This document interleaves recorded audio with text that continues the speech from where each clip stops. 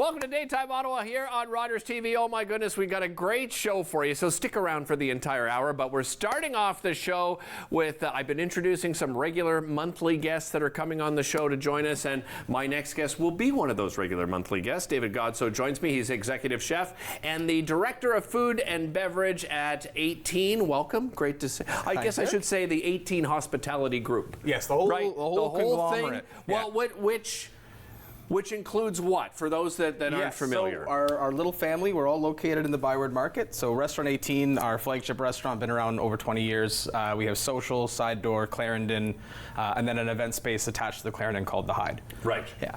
Excellent. Well, what I love about, when I reached out to you, you said, I'm on board, but you said, I want to do something a little different. Yes. We'll talk a little bit about the restaurants. You got new menus coming in at the restaurants, but you said, I want to teach people something.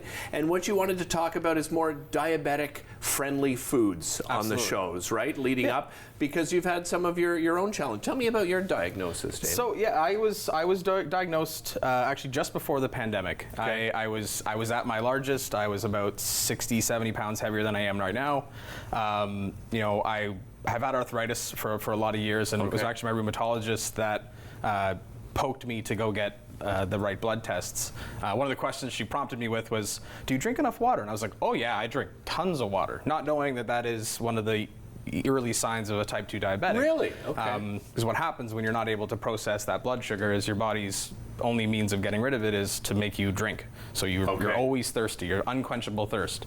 So here I am thinking I'm drinking like 4 liters of water a day and it's healthy, but I'm great. No. Okay. I just so happened I went with my my now wife to Mexico and had a miserable time drinking mojitos and sugary margaritas and all that stuff, and I'm just miserable the whole time. I feel bad for her.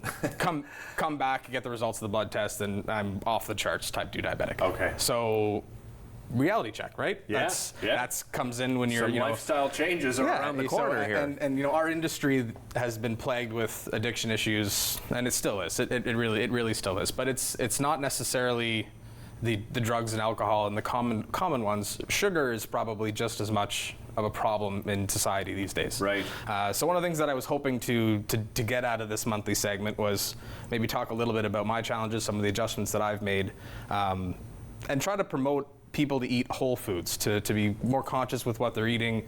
Try not to, don't eat processed foods. Yeah. And the first thing is, a lot of people probably have a lot of questions. I know I did when I started, and I found that, no knock on Health Canada, but they don't really set you up for success. Yeah, I don't disagree. Even with the new recommendations, right? When you look at them, and there are lobby groups involved, right? When they put together the new one, there were, I won't point out specifically who, but lobby groups who were not happy with what they were seeing, right? With the recommendations. Anytime you look at a dietary guide and you see trademarks on it, that's a red flag for me. Yeah, exactly. I don't want to see that. So. That was something, my kryptonite when I was younger was Sour Patch Kids. It's still like my favorite thing. Some chefs would turn to alcohol, some would turn to drugs. Mine was Sour Patch Kids. I would crush 2 or 3 bags of those a week. Oh my goodness. Okay. Anyway, so I am the maker of my own demise, and I'm not hiding behind it. But made some adjustments. I work with a great trainer over at Mavati. I see him 2 or 3 times a week. I'm playing hockey 2 or 3 times a week. Good for help you. Get the weight down. Trying to lead by example. I've got some family members. This is obviously hereditary, so I have some family members that also impacted by it. So I'm hoping to kind of showcase some of the dishes that we make at the restaurant, but also explain kind of some of the thought process and how they're kind of modified to be diabetic friendly. Okay. What are we doing today then? What have you got for us? So, beautiful weather this week. Oh my goodness. So I was inspired by the fact that it's sunny and it's kind of the last little hurrah for summer. So I decided, I've been on the show a lot, and most of the time you see me do raw dishes because I love doing raw dishes. So I'm doing a halibut ceviche today. Nice. And some of the adjustments to this that make it more diabetic friendly is in my marinade for my fish. Normally I would do ponzu, or so not a ponzu, but mirin, which is sugary based, or palm syrup, or maple syrup, or something like that. So with this, it's just citrus. So I have grapefruit, yuzu, a little bit of lemon and orange, and then it's sweetened a little bit with stevia instead of the traditional sugars. Yeah. The other aspect that I have, so normally one of the things that we have a lot in my house, my wife loves it, is tuna tartare. Oh, which we always eat. Yeah. Bad, like we're bad with it. We always eat it with like Tostitos. Okay. So this is a dish when you're having like raw seafood. So the acid in this is what's going to be cooking the fish. Right. But when you're, you want to have texture. And my go-to with any sort of like raw dish that I would do, like I love Tostitos. I love nacho chips. It's great. Me too. Like tuna tartare. Yeah. I always do like half tuna, half avocado, and make like tuna guacamole.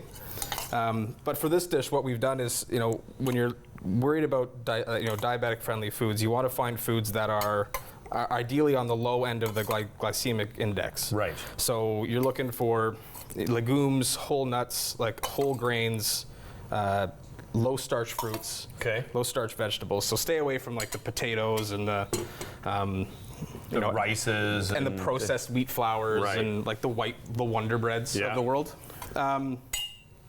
So what we've done for this is we've made a seed cracker using just egg whites, no sugar. And so this inside our little seed cracker that we're going to be garnishing this with, we have sesame seeds, black sesame seeds, nigella seeds, and poppy seeds, I believe. Nice. Mix it with egg whites, and then we bake it. So this dish, quite simple, just lightly dressed halibut. I'm adding a little bit of chive, just a little bit of fresh shallot. What's interesting about this is that you're doing that on the see, I thought you were going to mix this all in the bowl and then put it in. Is there a reason why you're layering it like this? Well, I want the fish to be to take up all of that flavor, and then I always like to make food interactive, so people are able to kind of mix everything together. I could easily just throw the shallots and the chives and all that stuff, mix everything together in a bowl, but it's a little less pretty. Yeah, I agree. I'm going to be it's also part of presentation, right? Exactly. Like we always say, eat with your eyes. You do all that. Another one of my favorite ingredients right now, fennel. Oh, I love fennel. Fennel brings that anise flavor. Again, it's another vegetable that's diabetic friendly. Yeah. A little bit of spice with some jalapeno. At the restaurants, we always like to plate things in ring molds. You'll always see me bring ring molds around. I didn't bring the tweezers. One of my mentor, I understand, that's right. The little tweezers. I know my mentor, Michael Blackie, is going to be coming on as well. Yeah. And he's a regular guest. If he saw me with some tweezers, he'd be giving me a hard time right now. That's for sure. Nice. What do we got left? 60 seconds. Okay. Okay, 60 seconds. Let's make this go. So a little bit of the fronds there. Gonna add some of our textural components in here. You'll see how I'm just keeping everything under wraps until the very, very end. One of the finishing ingredients that we have here is a scallion oil. Just gonna add a little bit of color, a little bit of green. Oh, I like that. Yeah. One thing I didn't talk about there was we're finishing with like a nice minerally salt.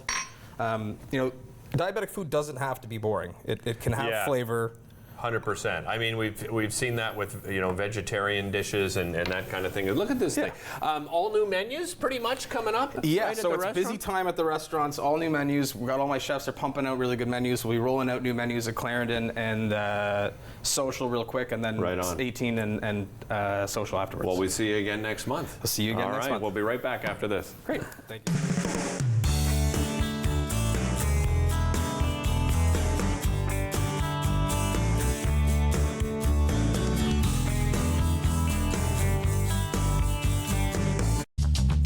This program is brought to you by Ignite TV. Now you're in command. Visit Rogers.com for more details.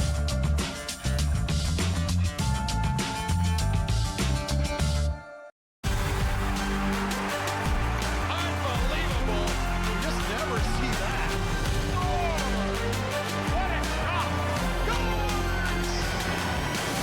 The OHL on Rogers TV. Are you low on food? Struggling to pay the bills? Overwhelmed by life's challenges? When you need support but don't know where to turn, just dial 211. 211 connects you to the programs or services near you. 211, how can I help you? 211. Help starts here.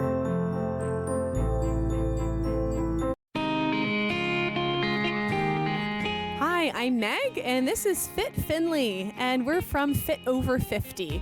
Join me for a new season, which is full of awesome workouts designed for adults 50 plus. Improve your motivation, your strength, and your energy. Join me for a new season of Fit Over 50 exclusively on Rogers TV.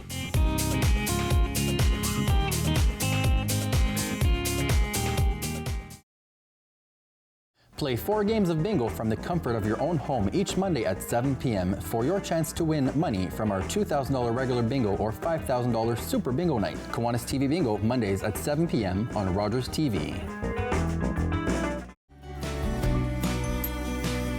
Join us for season 4 of Simply Cooking by Chef, Sunday nights at 8 o'clock, right here on Rogers TV.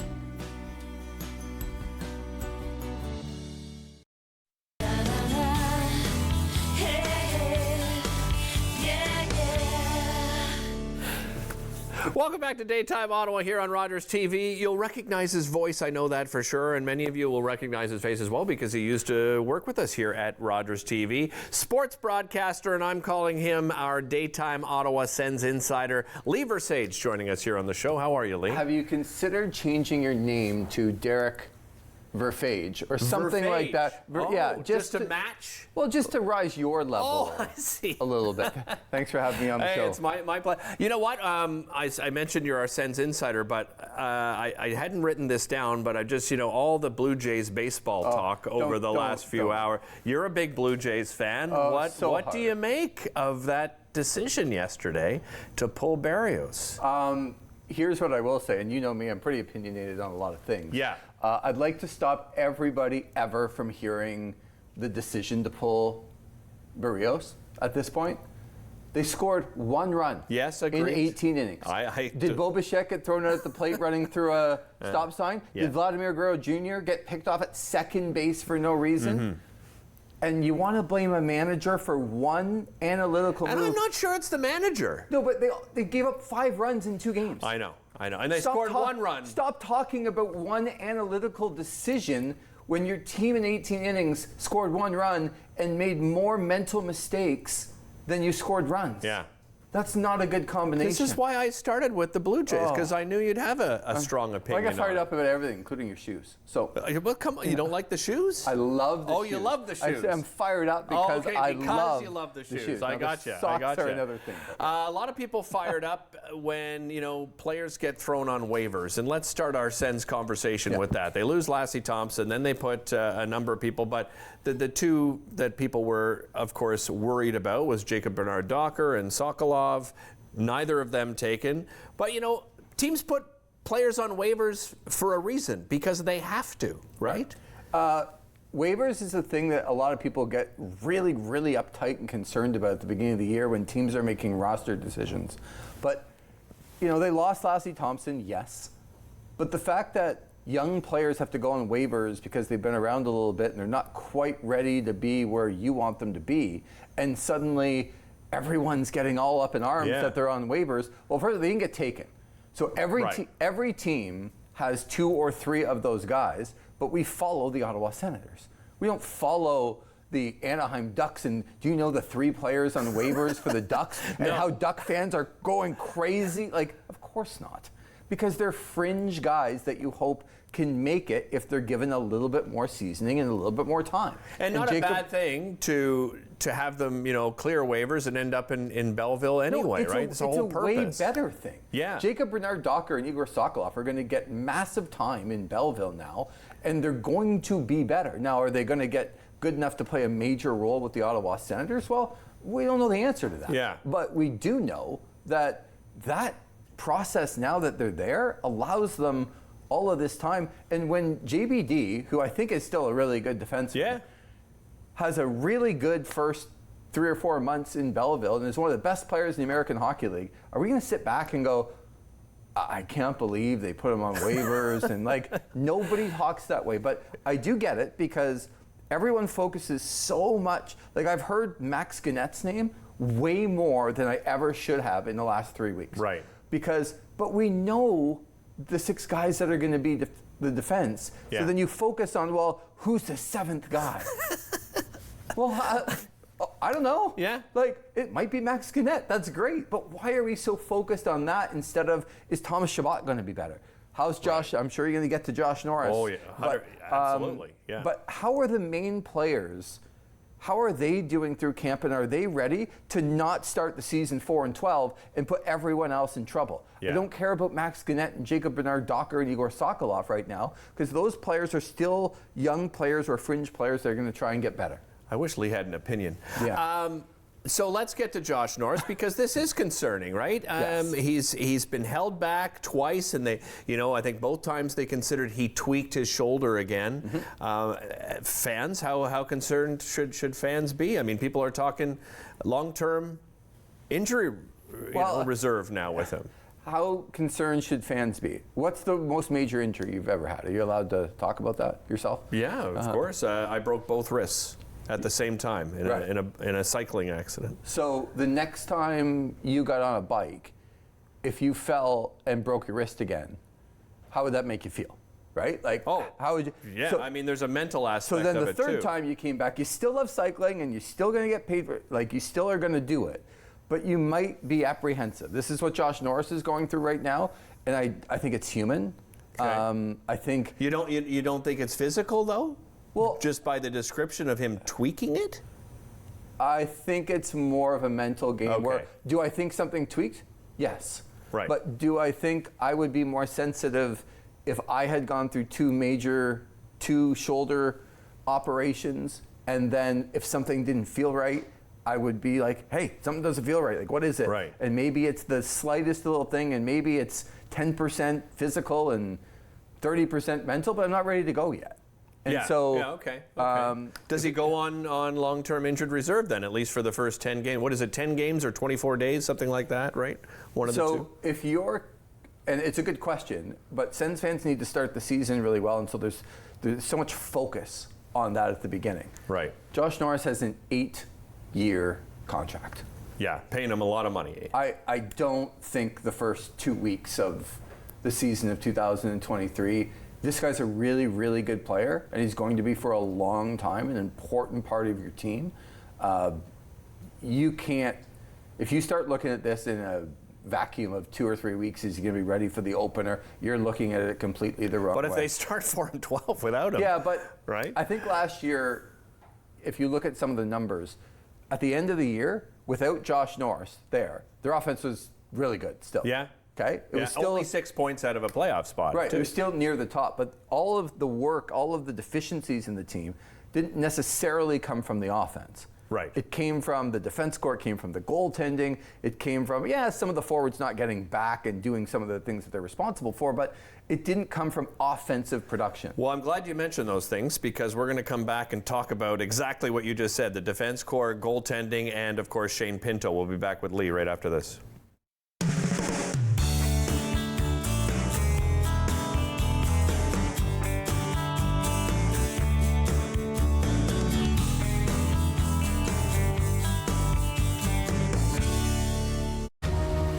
I belong here. You may think I don't fit in. That I don't look the part. But to me, curling is more than a sport. It's my community. Together, we can sweep away the barriers. Create spaces where we all belong. And experience the joy of curling. I belong here. We belong here. We unite, and united we curl.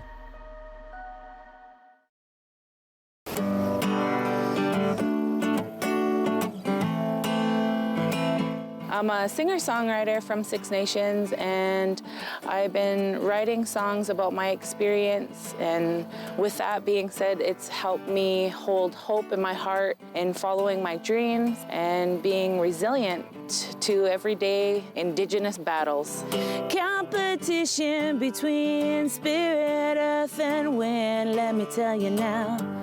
This song in particular, The Shiner, is a special song that I wrote for my grandfather. He was a snow snake maker, and that is a Haudenosaunee winter sport. It's my job to educate and to share, and the music allows me to do that.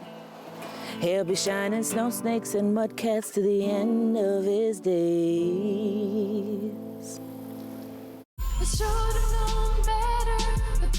Hi, my name is Arkantel and I'm part of Encore Ottawa. My set will be coming out this week, so I hope you can watch it and enjoy it. Thank you.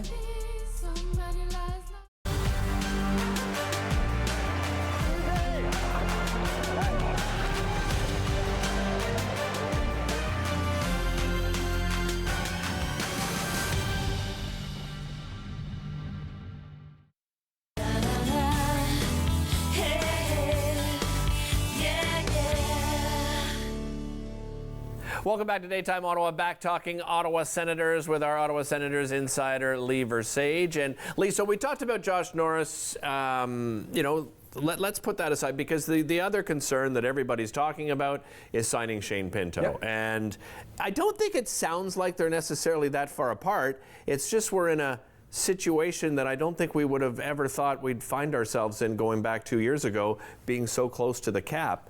What do you make of these negotiations? Isn't it amazing how a guy can go through and a young player who didn't necessarily perform like people wanted him to, but he also got thrust into a role that because of all the other injuries, to Josh Norris, he was playing second line minutes, and was he ready for that? And he kind of struggled in that role.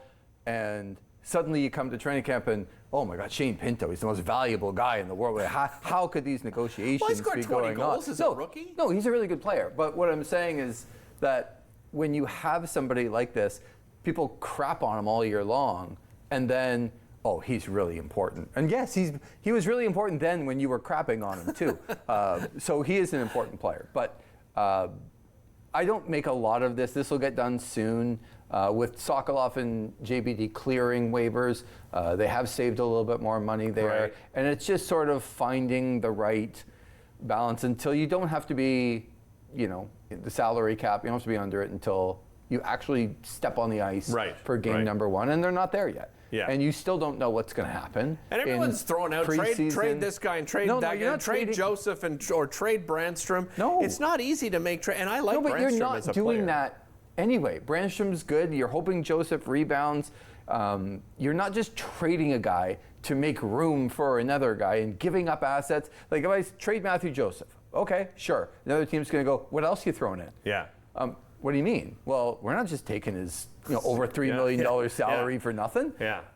So now you're giving up two things just to make room for Pinto when you could probably manage to find the room anyway in other places.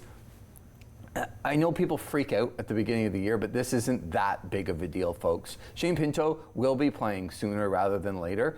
He doesn't have the leverage of being like a 40-goal, 100-point guy. Right. Yeah. He's got zero leverage, really. I wouldn't say zero. Their center position with the Josh Norris injury, and imagine if anything ever happened to somebody else. He's got some, but as a young player who's trying to, establish himself as a real, either like a top third-line center or a sometimes the third line plays more than the second line. I hate saying that anyway. Right. As an important player for the team, he's got a little bit, but he's still a young player. This will get done. You talked defense, and the reason why you're seeing JBD, go on waivers and getting cleared, and Lassie Thompson getting selected by Anaheim, is because this defense is probably the best defense we've seen in quite some time. Let's hope so. Right. As long as they stay healthy. Right, Chychrun is certainly. Let's hope so. And I mean that on paper, it looks great. I agree. Right. But Sanderson, can Shabbat be better defensively? Suddenly, I hope the expectations for a Jake Sanderson don't go like I heard Keith Tkachuk talking about. He's going to win on Norris in the next 5 years. I think he will too. Let's let him get there first, and let's understand that in his second year in the league, he's still going to make mistakes for sure on defense. Yeah. Thomas Chabot needs to be a lot better. You can't play him 30 minutes a game anymore, I hope. No, right? But if he's playing 25, he needs to be better in his own end. 100%. Yeah. Brandstrom looked like he took a step. I've been a big Brandstrom fan since he's been here. Don't think he's got kind of the right opportunities. He established himself as a top six guy. I do worry about Hamonic a little bit with his age and thing, but he did help a lot of guys last year. in a perfect world, this defense looks pretty good, and I know you'll get to the goaltending. Yeah. Will you get to Taylor Swift and all the other stuff that's important? I did want to ask you too, because I think you're going to show a picture of Taylor Swift coming up before the show ends. Yeah, that we've got a wonderful photographer I almost coming. wore my Taylor Swift concert T-shirt today, and not the first time. Would you allow me to do that? 100%. Okay. I just want to ask you on the air. When did you go see Taylor Swift? Oh, I didn't go to the concert. Oh, you just got the concert T-shirt. Okay. I see. Are you on the waiting list? I hope for the so. Toronto? Yeah. I got on the waiting list. Okay. I don't feel confident I'll get there. But goaltending, watching Forsberg. Let's start with him. I mean, it looked like two devastating knee injuries, and he's looked great. Right, in preseason. In preseason, another thing in the regular season, I think Anton Forsberg at his best is a competent, average National Hockey League goaltender, and I don't think that that's saying bad things about him to call him an average. Maybe he's 15 to 20 in the league. That's what this But coming team off needs. double knee surgery, Korpisalo better be that as well. Yeah. This is my most major concern with this hockey team. Okay. I don't know what Korpisalo can do. I believed in Matt Murray a lot when he came here as a two-time Stanley Cup winner. Korpisalo is nothing like that, but I'll ask you, who's the best goalie in Sens history? Oh, Anderson. Right, and when Craig Anderson was playing and then he wasn't playing because of these weird injuries, and then he would the chicken. But then when he was really good for stretches of time, but then it was like, oh my God, how could he be that bad? And then you look back on his career and go, oh, he's the best goalie we ever had. Yeah. And he is the best. He and Patrick Aleem are like 1-2, and it's not close. Yeah, for sure. I think you just need some competent average goaltending. Do you think this is a good tandem, though? I hope it is. But I don't know. That's all you got is hope for me? Yes, because a guy in his 30s who's never been a number one, coming off double knee surgery, and another guy he gave a 4-year contract to that's never played more than 40 games in a season in the NHL. Okay. In 1 year. Less than 60 seconds left here. That's it? DJ Smith. You're wrapping me up on Yeah. okay. DJ Smith, coach. Is he on the hot seat if they start slow? Yes, has to be. This team hasn't made do you playoffs. think he's the right guy, by the way, to go to the next level? I think he's got the ear of the top players, and the top players are the ones that are going to take this team to the next level. So I think he's riding the Stützles and the Brady Kachucks right now and the Josh Norrises. But if they don't play well, there is no rope for DJ Smith anymore. This team has not made the playoffs in 6 years. Has to change this year. And we've got new ownership. You've got a new director of president of hockey operations. So things could change pretty quick. We have a lot more to talk about as the season goes along, don't we? You'll be back in a couple of weeks, right? Taylor Swift and all. Taylor Swift and all. There you go. Lieber Sage, our Sens insider, back in a couple of weeks. We'll be back with more daytime right after this. Don't go anywhere. I promise you.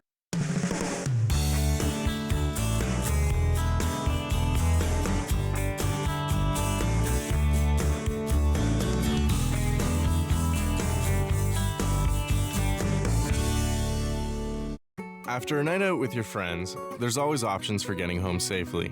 You could call your BFF, your mom or dad, whoever you can count on for a safe ride home. You could call your favorite cab company or 1-888 taxi guy. Or you could use the Arrive Alive smartphone app to help you choose your ride. Be it a friend, transit, or taxi, getting home safely is app easy. Now available for iOS and Android devices. Visit arrivealive.org to find out more. Arrive Alive. Drive sober. Learn all about the creation of the National Capital Region on The History of Ottawa, according to Phil Jenkins, on Rogers TV.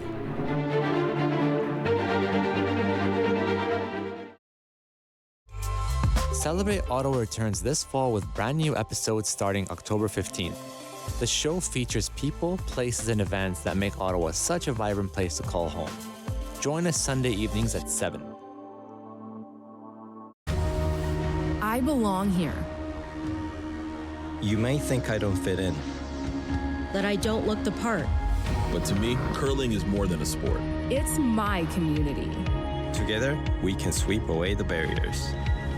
Create spaces where we all belong. And experience the joy of curling. I belong here. We belong here. We unite, and united we curl.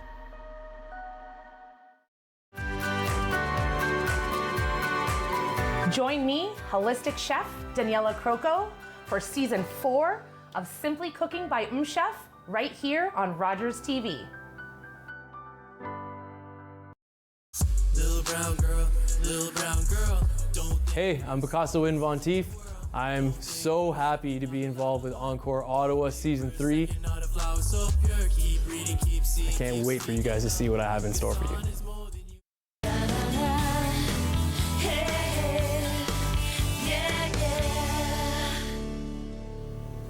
Welcome back to Daytime Ottawa. Well, you just heard Lee mention Taylor Swift, and he's never seen her in concert, but he's going to wear her concert t-shirt next time he comes on. Well, my next guest has actually photographed Taylor Swift live in concert, but her photography history goes beyond just some of the great musicians and celebrities that she's covered over the years. And I'm joined by her right now. Angela Hubbard joins me. Welcome. Great to have you here, Angela. So I want to start in the beginning, though, because I always find it fascinating talking to somebody that's an artist. And I consider a photographer an artist. When did photography come into your life? What was your inspiration? Well, I grew up in Ottawa, and now I'm back in Ottawa. And actually, it was in high school when I was in the darkroom, and one of the teachers took me aside, and I just remember the magic that happened from that. Just being able to develop your own photograph and have it dry, and I just kind of got the bug. So did you go to post-secondary school then to take photography?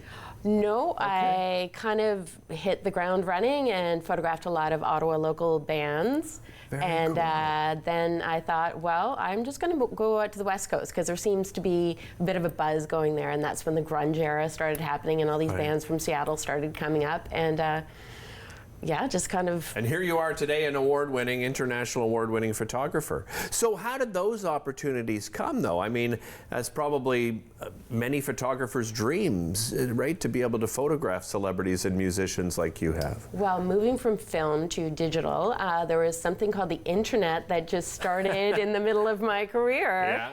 And I was lucky enough to have some archive, and I thought, I'm just going to throw up a little website and see what happens. And it was just for me and my friends back east.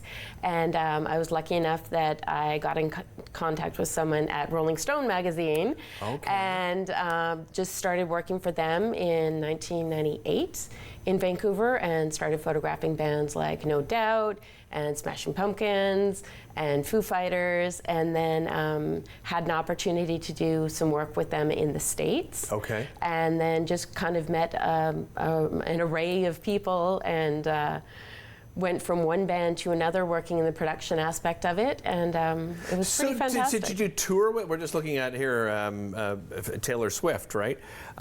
Did you tour with any of them? I toured with the Chili Peppers, and You I did, toured with the Foo Fighters. What was that like? Like, you know, I think we all have different images of what it looks, you know, like through film and television of bands touring. Is it chaos? Is it like, what was it like for you? Well, for me, it was more the production. So I like the behind the scenes things. The band just kind of did their own thing, but it was more working with the tour manager and the production and the team and setting up, and so much stuff goes on behind the show. We have to get there, you know, ahead of time, set up the stage, make sure the sound is going, and then the artists come in and do their thing. So. Well, and that's not the only thing that you've done and you continue to do in your career. So what brought you from Vancouver back to your hometown here in Ottawa? I think it was just time to come home. My family is in Ottawa, and it was just kind of a full circle, full tour moment. So I was out in Vancouver for 25 years, came back, spent some time with my parents, and I just thought it's time to settle back in. Nice. I'm going to ask Dave, our director, to bring up some of the other photos, and that'll sort of speak to some of the other things that you do. Just looking at this one here, you do portraits, you do weddings. I imagine this is a wedding photo here. That was a wedding photo, yes. I'm doing more kind of branding photography here in Ottawa, and you know, family portraits, just more intimate sessions now. So kind of gearing away from the weddings, but I will do the occasional intimate elopement or something like that. Right, right. Yeah, tell me about branding. I mean, how important is that for a company? Because, you know, I think everybody thinks, oh well, you know, we have our phones now and we have digital cameras ourselves, but you have I think a special knack of working really well with people, Angela, and I think that's what's made you so successful. What kind of bond do you make? I mean, because you have to make that bond rather quickly. How do you do that? Thank you. Well, I meet all of my clients and find out what their needs are. Lately, I've been working with a couple of chefs, and they tell me exactly, you had a chef on earlier, tell me exactly what their specialty is, whether they're making a cookbook or we'll do some photography. I'm dabbling in video now because I think that that's the way the world is going with Instagram and stories and things like that. But a lot of people still need photographs. They need it for their books, they need it for their website, they need it for their publicity. Do you have, you must have like an array of cameras. Like whenever I've met photographers, you know, they seem to have like a dozen cammers. Are you the same? So yeah, I mean, do you have a favorite, or are they different cameras for different uses? Well, I am a Canon girl. I've just moved to the mirrorless series. I use a longer lens for stage portraits. You know, when I work with families and kids, it's more of an up close and personal thing. So I'll have like a little Muppet, and then the kids will come to the camera, and then I'll be able to get their intimate portraits up close. Yeah, tell me about that, because that you are capturing intimate moments. I mean, and I think, you know, there must be some pressure, right, when it comes to that, because you're working with a family, you know that you're making memories, right? That's how I've always looked at photography. Well, I've been really lucky to photograph people on their wedding day, and then be able to do their maternity photos, and then be able to kind of live with the family, well, not live with the family, but live with the family through photographs every year. So the kids get used to me. I mean, now it's pumpkin patch season. It's a great time for family portraits. A lot of people want portraits on their Christmas cards. And the weather has just been so beautiful, so it's the perfect time to do it. No kidding, it's been spectacular. And you know, you said you started in the darkroom, but there's still work to be done with digital photos. Do you work with specific software? Like, what's that process after you bring those pictures back home and you put them on screen? Yeah, well, it used to be I used to bring all the photos to the lab, and the lab used to process all the film and everything. And now I use Lightroom, which is kind of, I am doing my own darkroom work, as well as Photoshop, just to kind of tweak everything. Absolutely. How do people get in touch with you? What's the best way, Angela? I have a few different websites, but the easiest one is just my name, so angelahubbard.com, and you can see all my music images, and then it leads to my family portraits, weddings, branding, headshots. Thank you so much. Really appreciate your time. We'll be right back after this.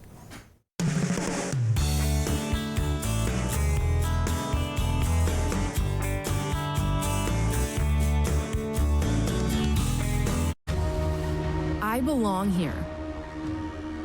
You may think I don't fit in, that I don't look the part. But to me, curling is more than a sport. It's my community. Together, we can sweep away the barriers. Create spaces where we all belong. And experience the joy of curling. I belong here. We belong here. We unite, and united we curl. Leonard Thompson, 13 years old, diabetes mellitus, 65 pounds. Starve the child to let them live. The treatment's as cruel as the disease. It's a death sentence. Dr. Banting, this could be it. He's the first to receive this trial. But will it save him? It's not pure enough. So we try again. And again. And again.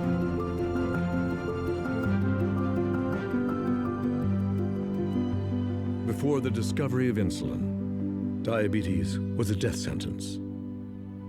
Banting, Best, Collop, and MacLeod's breakthrough has saved millions of lives. Leonard Thompson's was the first.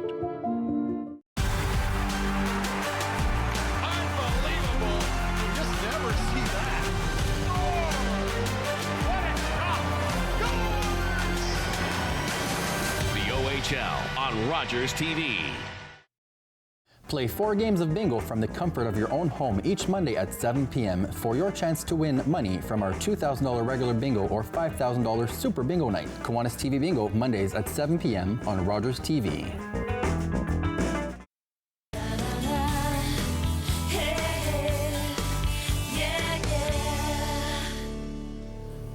Welcome back to Daytime Ottawa. We got a lot of new fantastic shows here on the channel, and one of those shows is called A History of Ottawa According to Phil Jenkins. And my next guest is a part of that, because we wouldn't be putting that together, of course, and putting it to air without the help of the Historical Society of Ottawa. And member Ben Weiss joins me. Ben, welcome back. Great to have you here on the show. Thank you so much, Derek. And we're so excited to see this Phil Jenkins series being played on Rogers Television. And then being made available to later for on our website. You know, Phil had come to me a year ago. Okay. And Phil's in his 70s, you know, and he's been telling Ottawa's history for a lot of decades. His newspaper column, the books he's written, the songs he's written. He said, I'd like to do this lecture series one more time. I want to come down from the hills of Wakefield, do it one more time. And could we record it for posterity's sake? I thought, well, that's a bit of a challenge. And I was so excited when Rogers TV agreed to record the series. So did you reach out then to Rogers and say, this is our idea? Oh, okay. And I'm so excited, and what an effort Rogers TV put in with big crews coming in for each of the 3 Saturday lectures, which have been broken down now, of course, into 12 segments, which are being shown on Wednesday night. But Phil Jenkins brings history to life. Yeah. I don't know if you remember subjects you took in high school, history or science, and which ones seemed exciting, which ones seemed boring. And so much of it was who delivered that knowledge. Agreed. Who talked about history? Was it just a rumination of dates and places that just went numb in your head? Or was it storytelling? If you look at the word history, it's got the word story in it. It's all about storytelling. Exactly. And again, Phil does it in song. He's great books that he's written over the years, like An Acre at a Time, the wonderful book he wrote about the St. Lawrence River called River Song, which takes you down the St. Lawrence, not only geographically, but chronologically as well. So chronologically, I imagine, is that what you've done with this particular show? Like, where does it start and where does it end? You know what we did with the show is whatever Phil wanted to do. And you're just like, you wound up Phil and you said, go. Yes, he did it chronologically. And when the folks from Rogers TV started telling him that we need to break it down into 12 segments, he said, listen, you record what I do, and then you can break it up. And he worked with them, which was great. Oh, that's great. But you know, our society, our historical society is 125 years old this year. Right. Which was quite phenomenal. And cool history behind it too, right? It was started by women here in the Ottawa area, if you right? Go back to 1898, there were only so many things that men approved of women doing. And sitting around chatting about history was one of them. But that's the history of so many of the organizations that grew out of that era, whether it's the Victoria Order of Nurses or the May Court Club. They started doing what men approved of and just expanded beyond that. We're now an organization that includes men and women, and we have a speaker series that we have every month. In fact, before COVID, we'd have a live in-person speaker series. We do it at the auditorium at the Ottawa Public Library downtown once a month. But then COVID hit, and I said, well, we've got to do something different. So we started doing them on Zoom. Okay. And I could understand that during COVID, anything on Zoom was great. Here's the outside world.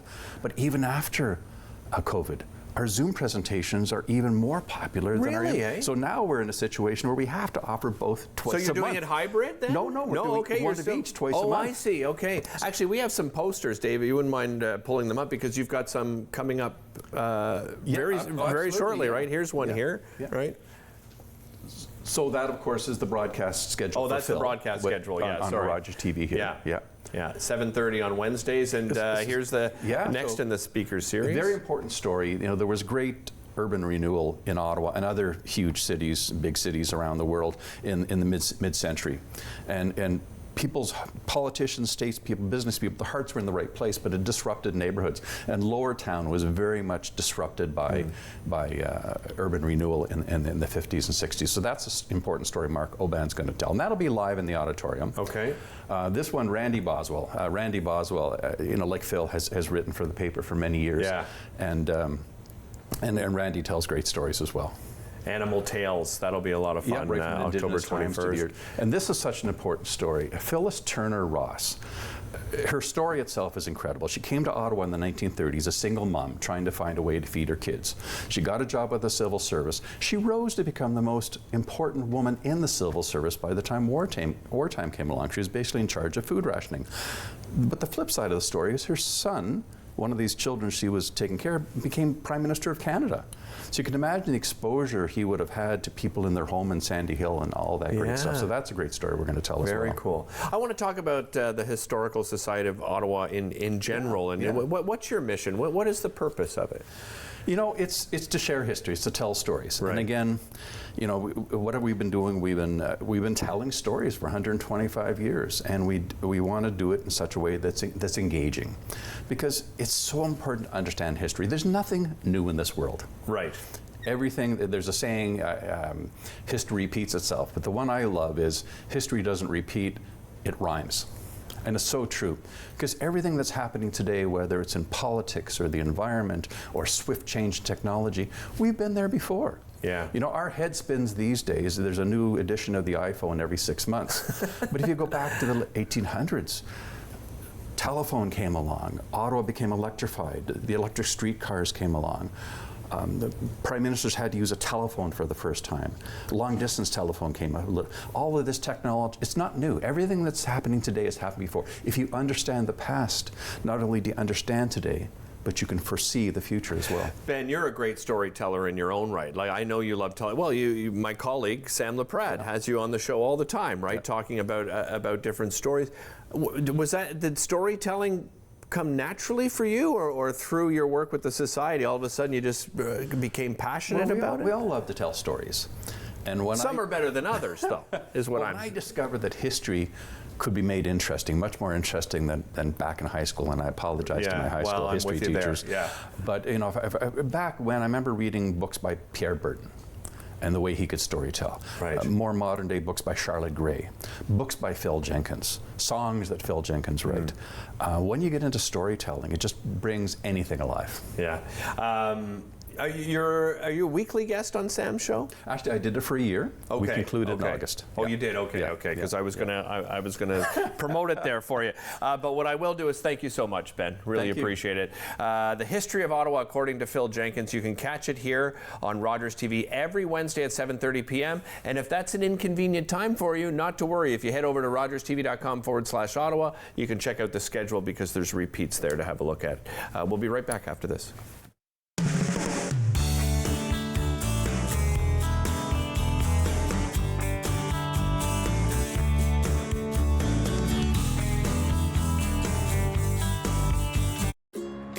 It's closing time, and you stayed out longer than you planned. So now you can't drive, and the buses have stopped running. You could always call your girlfriend. Or maybe your roommate? What about your best friend? You could just dial 1-888 Taxi Guy, or use the Taxi Guy app. The call and the app are free, and they both connect you to a local cab company to bring you home safely. Visit arrivealive.org to find out more. Arrive Alive, drive sober. Join us for season 4 of Simply Cooking by Chef, Sunday nights at 8 o'clock, right here on Rogers TV.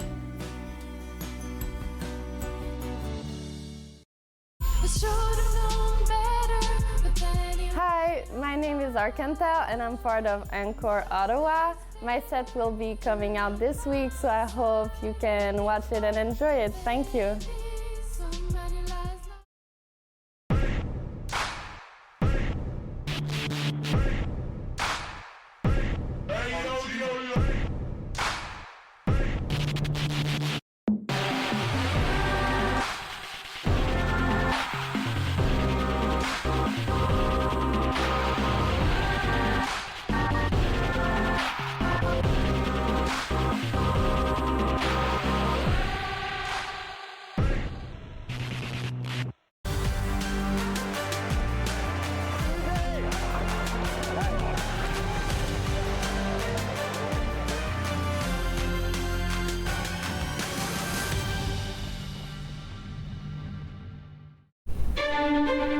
Learn all about the creation of the National Capital Region on The History of Ottawa, according to Phil Jenkins, on Rogers TV.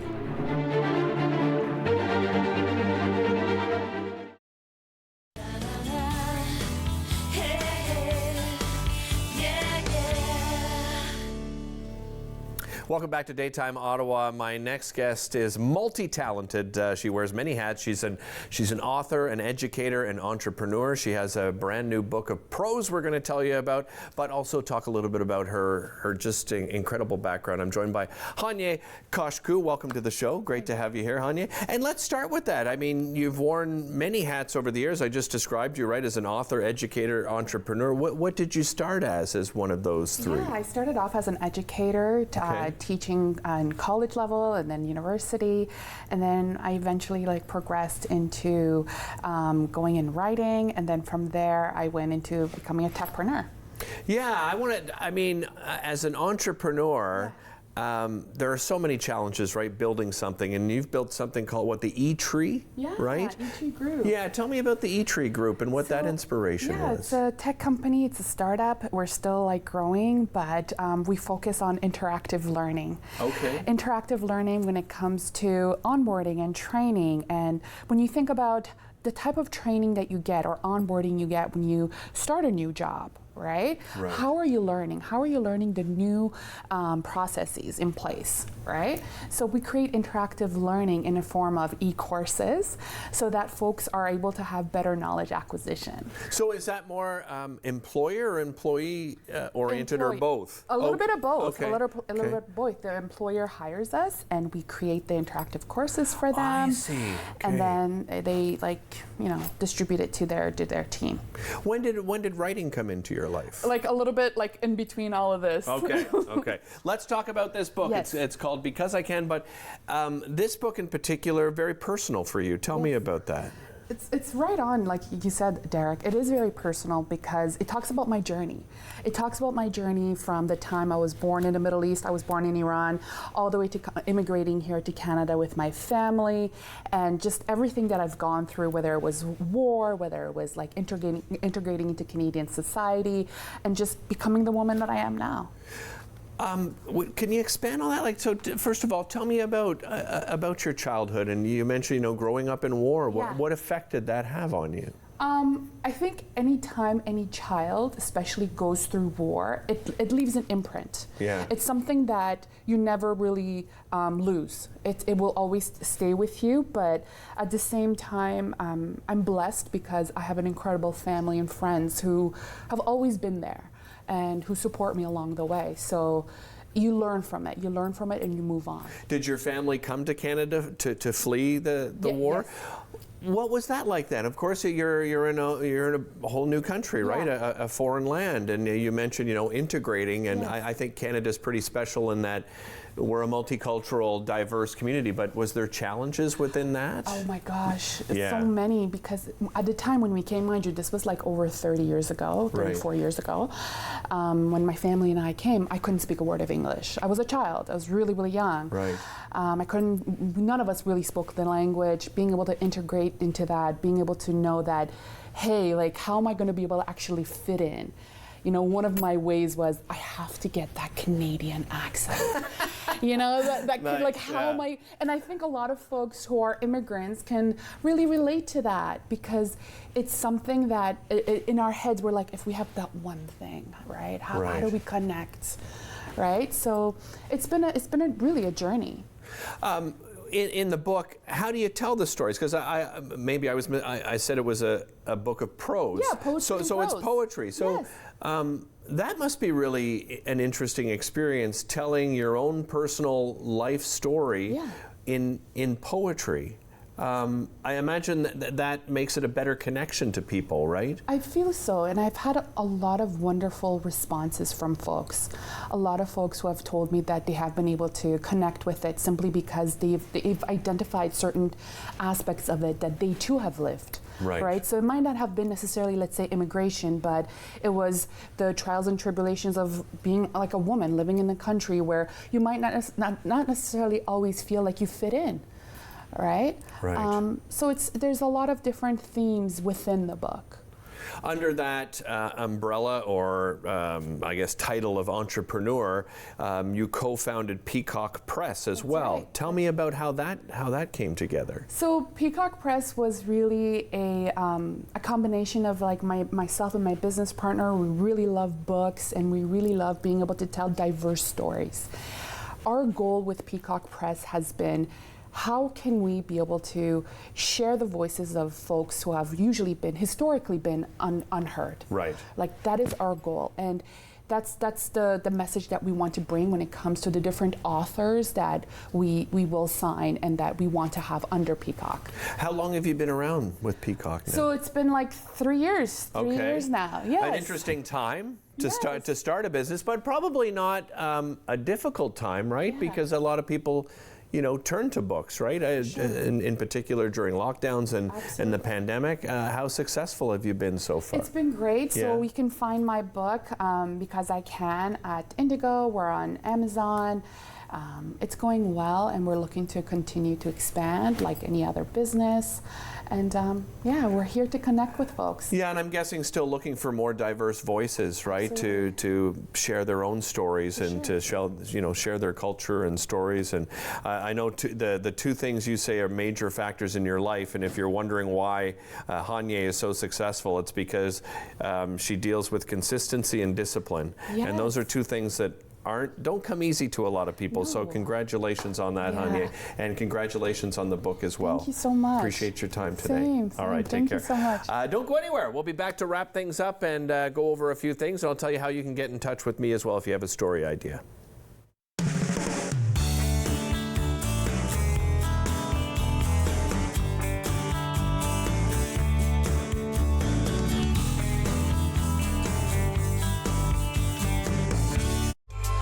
Celebrate Ottawa returns this fall with brand new episodes starting October 15th. The show features people, places, and events that make Ottawa such a vibrant place to call home. Join us Sunday evenings at 7.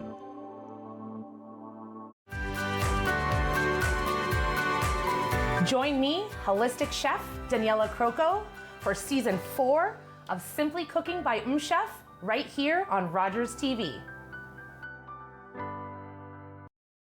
Little brown girl, don't. Hey, I'm Picasso Inventif. I'm so happy to be involved with Encore Ottawa Season 3. I can't wait for you guys to see what I have in store for you. Unbelievable.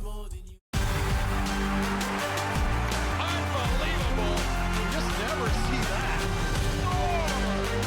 What a shot. The OHL on Rogers TV.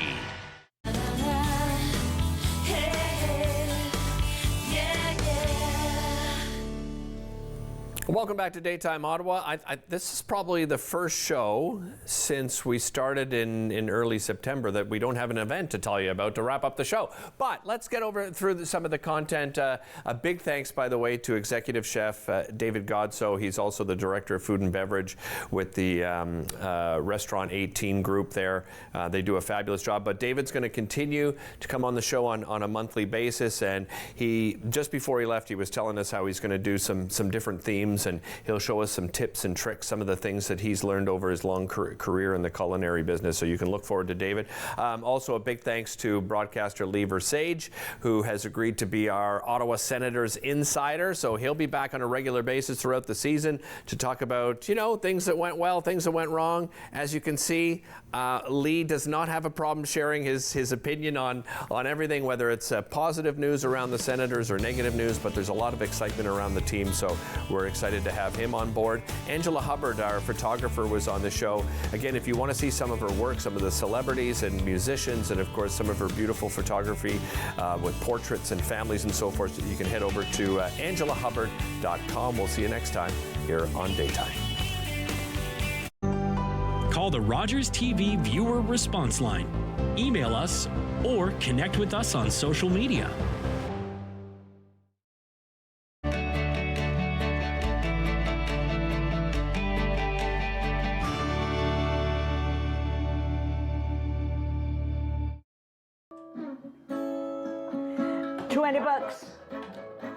$20. Hi guys, it's Maggie, Mrs. Calabash and Derek, and whoa, we're back. Rogers Television, so please watch us on Rogers Television. We've just done our first show. It was Anytime Shrimp Special and an Asian salad. So please remember, Rogers Television, Mrs. Calabash cooks. I'll see you guys, and it's great to be back. Bye. Ottawa, it's the national capital of Canada. But how much do you know about the city's history?